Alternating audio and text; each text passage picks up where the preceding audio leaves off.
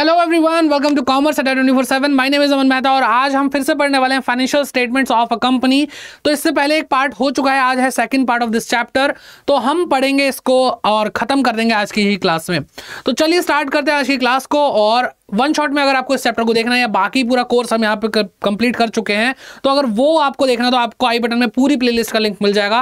पूरा का पूरा आपका सिलेबस कंप्लीट हो चुका है, तो फटाफट रिवीजन के लिए वहां पढ़े और ये वीडियो एंड तक देखें ताकि आपको तसल्ली से अगर पढ़ना है तो आपको और अच्छे समझ में आ सके। ठीक है, तो चलिए देखते हैं आज की क्लास में क्या है।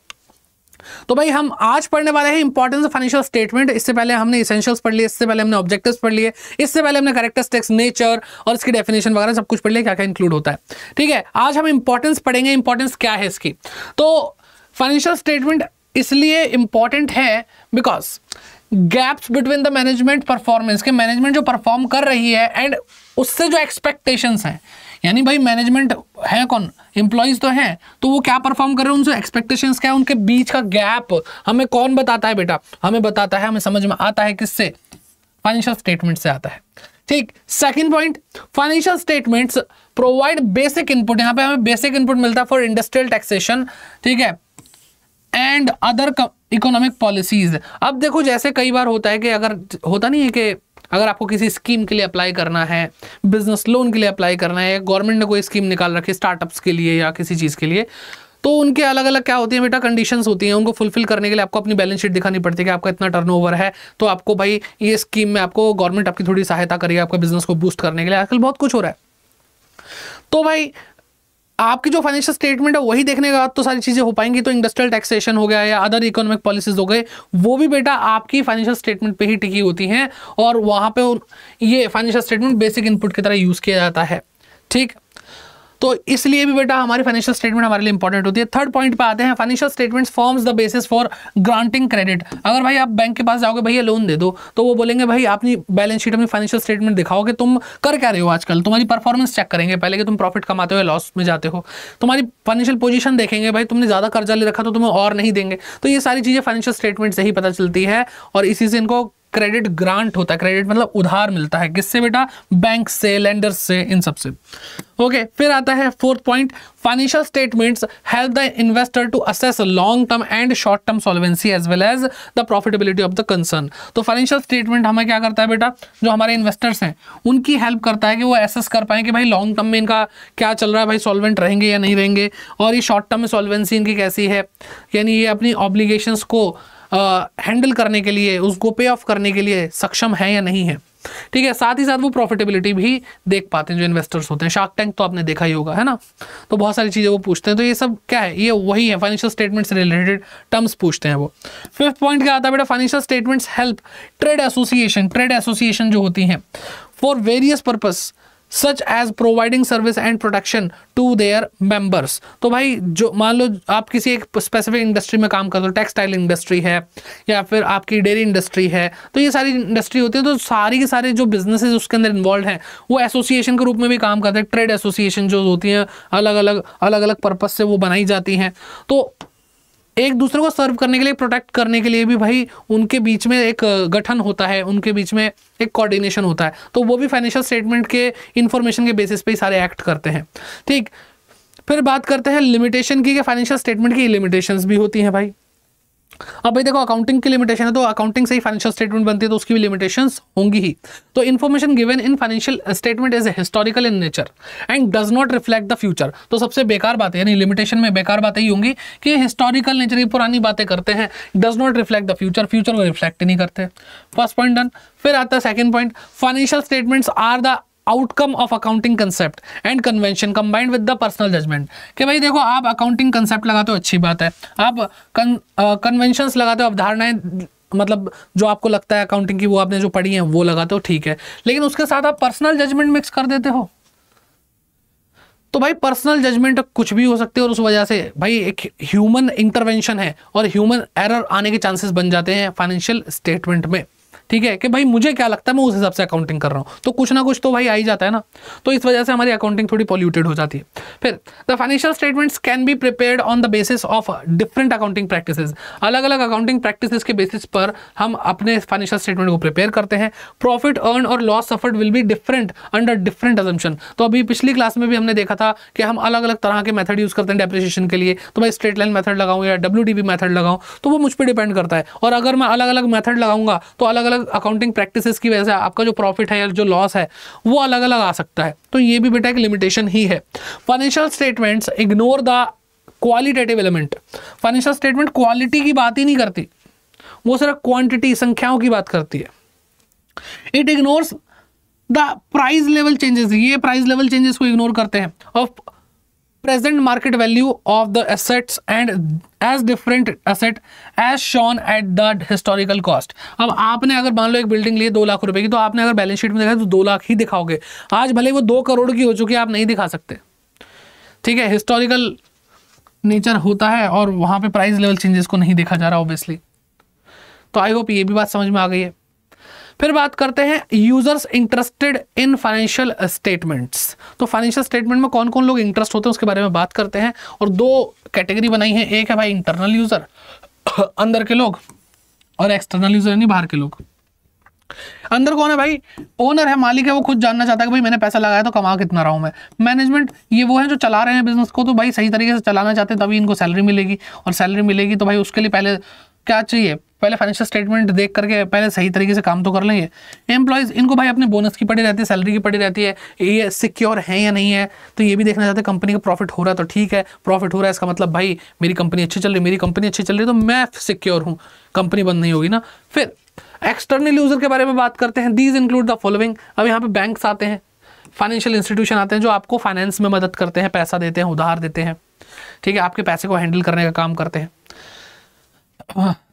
प्रेजेंट एंड फ्यूचर इन्वेस्टर, तो भाई जो अभी इन्वेस्टर हैं जिन्होंने पैसा लगा रखा वो तो टेंशन में होंगे ही, जो फ्यूचर में इन्वेस्ट करना चाहते हैं वो भी तो आप पे नजर रखेंगे, वो भी तो आपकी फाइनेंशियल स्टेटमेंट को देखना चाहेंगे कि भाई इनका क्या चल रहा है, कि हम इनमें इन्वेस्ट करें भी या ना करें।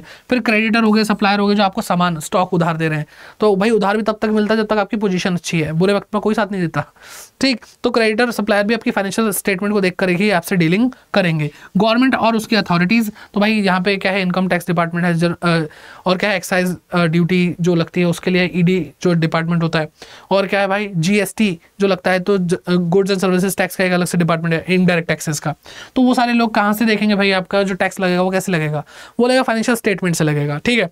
Securities exchange board of India, अब भाई कंपनीज की बात करें, कंपनी के केस में भाई पब्लिक कंपनी अपने आपको क्या करती है बेटा, रजिस्टर भी कराती है स्टॉक एक्सचेंज पे, जैसे बॉम्बे स्टॉक एक्सचेंज है, नेशनल स्टॉक एक्सचेंज है, इंडिया के अंदर सबसे 2 पुराने बड़े सबसे क्या है भाई स्टॉक एक्सचेंज, और बॉम्बे स्टॉक एक्सचेंज सबसे पुराना है।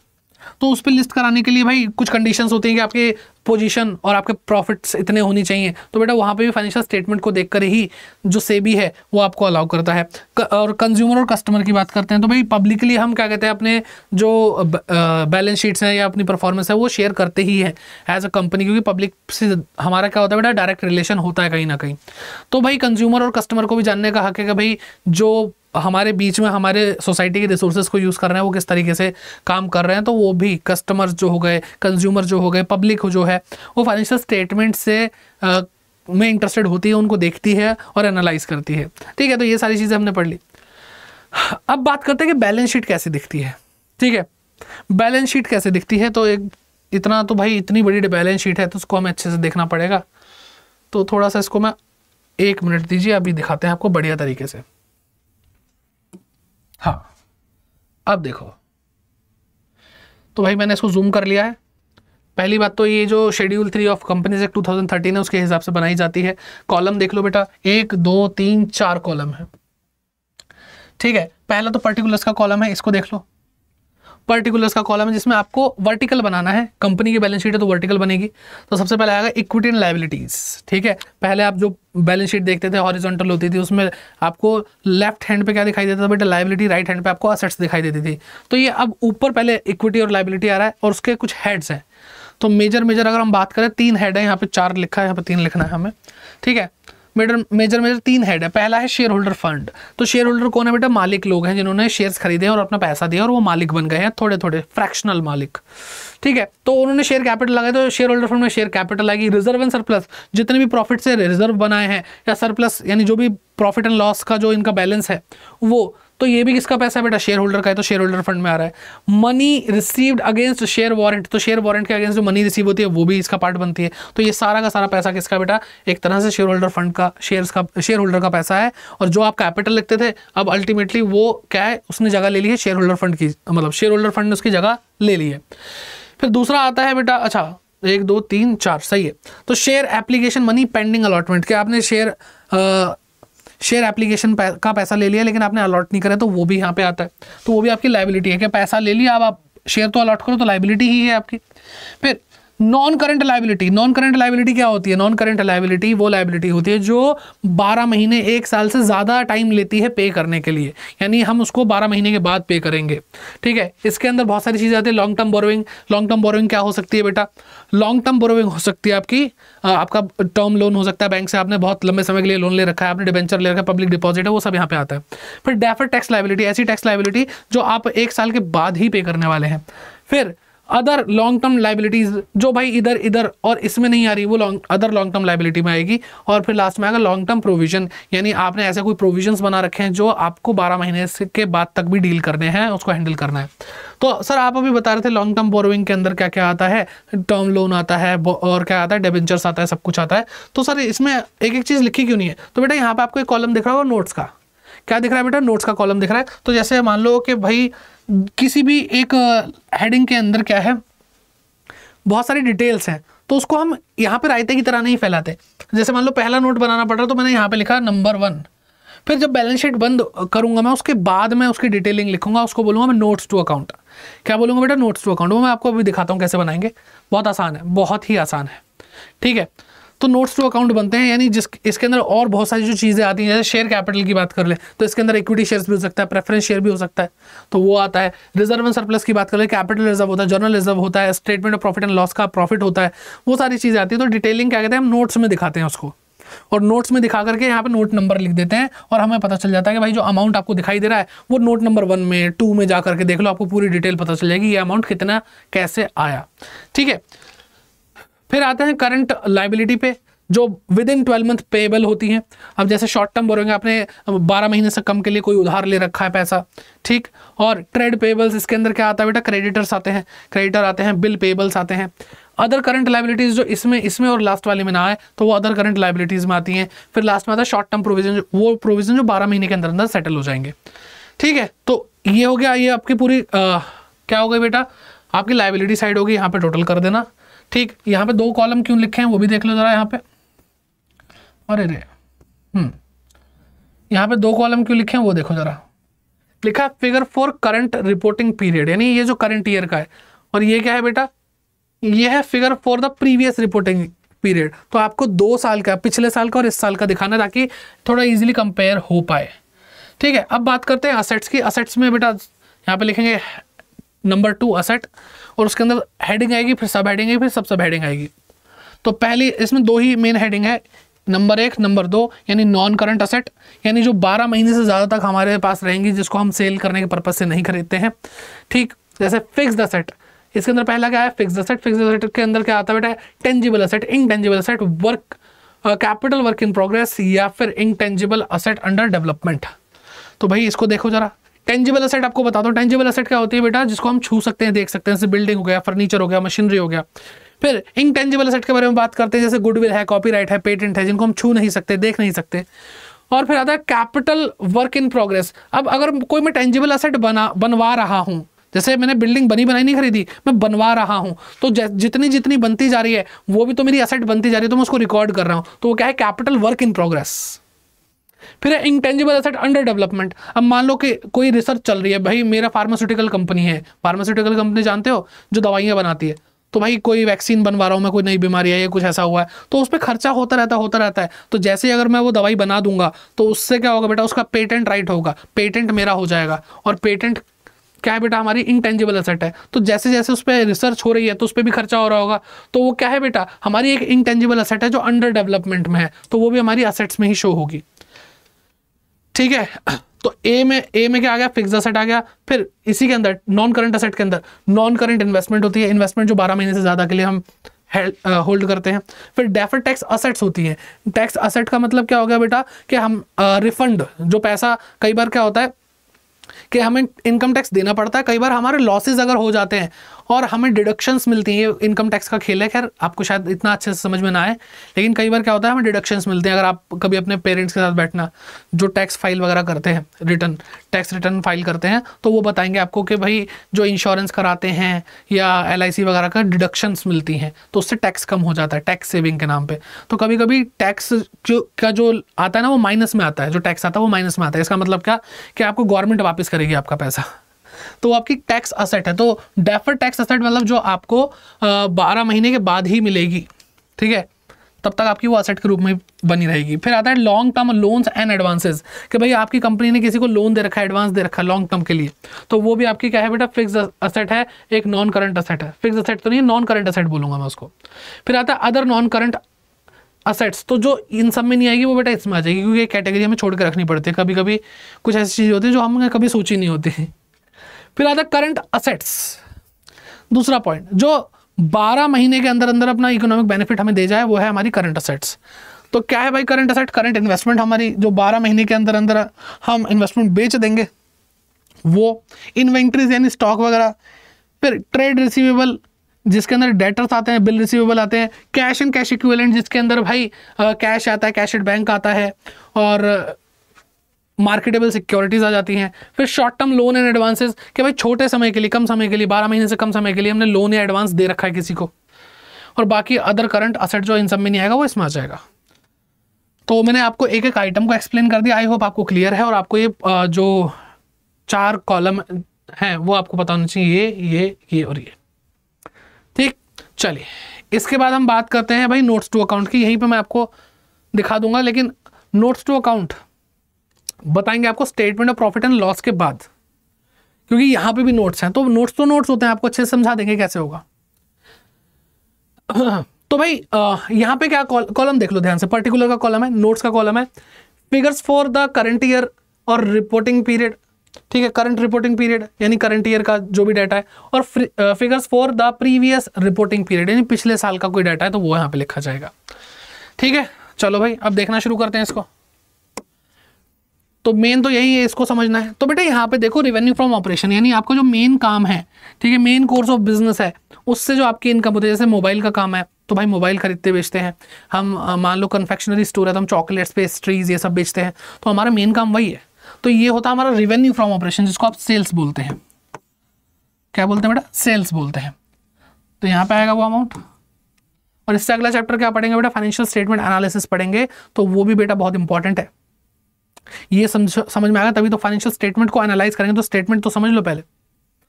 फिर अदर इनकम्स भी हैं बेटा। अदर इनकम जैसे मान लो कि भाई मेरा काम तो कुछ और है, लेकिन मान लो मुझे किसी और चीज़ की कमीशन मिल रही है। जैसे मेरा कन्फेक्शनरी स्टोर है, मैं पेस्ट्री चॉकलेट्स वगैरह ये सब बेचता हूँ, कोई मेरे पास आ रहा है, भैया वो ना मेरे को एक वो चाहिए था, क्या बोलते हैं, मुझे एक बिल्डिंग खरीदनी, मुझे एक घर खरीदना है। तो मैंने कहा भैया मेरे को तो नहीं पता, कह रहे थोड़ी मदद कर दो, कमीशन भी दे दूंगा। तो हमने मदद करी तो हमें कुछ कमीशन मिल गई, तो हमारा मेन काम ये थोड़ी है, लेकिन है तो हमारे बिजनेस की इनकम। मान लो हमारे बिजनेस की वजह से जो भी हुआ है, एक एग्जांपल दिया मैंने, रफ एग्जांपल। तो बेटा ये वाली इनकम को मिला देंगे, तो बेटा आपको क्या मिल जाएगी बेटा, टोटल इनकम मिल जाएगी, टोटल रेवेन्यू मिल जाएगा, इन दोनों को जोड़ करके। सारा काम वर्टिकल फॉर्मेट में हो रहा है कंपनीज के केस में। अब इसके बाद बात करते हैं 4th नंबर पे एक्सपेंसेस की। अब जितने भी एक्सपेंसेस उनको देखो बेटा, यहाँ पे जो आपको फॉर्मेट बताया जा रहा है सेम हर चीज़ वैसे ही सीक्वेंस में आनी चाहिए, तभी मजा आएगा। और पेपर में आपको फाइनेंशियल स्टेटमेंट बनाने के लिए नहीं आएगी, आप सोचोगे इतना सब कुछ याद करना पड़ेगा, लेकिन बेटा जब भी आपको जीवन में करना पड़ेगा तो आप ध्यान रखना, पहले ये लिखा तो पहले यही लिखा जाएगा, फॉर्मेट ऐसे स्ट्रिक्टली फॉलो होगा। ठीक है, तो कॉस्ट ऑफ मटेरियल कंज्यूम, जो मटेरियल हमने कंज्यूम कर लिया उसकी कॉस्ट।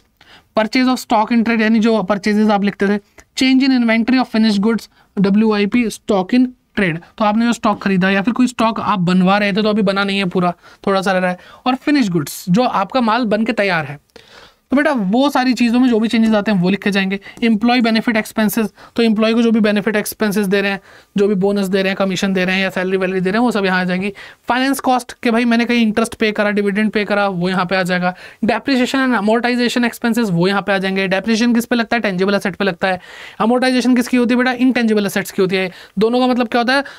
टेंजिबल और इंटेंजिबल एसेट्स की वैल्यू को कम करना, ठीक है। अदर एक्सपेंसेस जो बाकियों में नहीं आ रहा वो यहाँ पे आ जाएगा। किसी की भी डिटेलिंग करनी है तो बेटा यहाँ पे नोट टू अकाउंट में नंबर लिख देंगे, ये वाला नोट है, जा करके देख लो, ठीक है। फिर टोटल एक्सपेंस आ जाएंगे, सारा इनको ऐड कर देंगे, टोटल एक्सपेंस आ जाएगा। टोटल रेवेन्यू आपको यहाँ पे मिला ही हुआ है, तो आपको क्या करना है बेटा? आपको ये करना है कि जो आपका तीसरा नंबर है ये और नंबर 4, तो रेवेन्यू माइनस एक्सपेंस, तो क्या आएगा बेटा? प्रॉफिट बिफोर टैक्स आ जाएगा, वो आप यहाँ पे लिख दोगे। फिर इसमें टैक्स आपको क्वेश्चन में गिवन हो कितना, वो माइनस करोगे तो आपका प्रॉफिट आफ्टर टैक्स आ जाएगा, और इस तरह से आपका एसपीएल भी बन के तैयार हो जाएगा, ठीक है। अब आपको नोट्स टू अकाउंट बताना है, तो भाई मेरे पास जगह नहीं, मैं यहीं पे बता देता हूँ। जब बैलेंस शीट बन जाए या एसपीएल बना रहे हो वो बन जाए, तो उसके बाद बेटा आपको ना उसके नीचे लिखना नोट्स टू अकाउंट्स,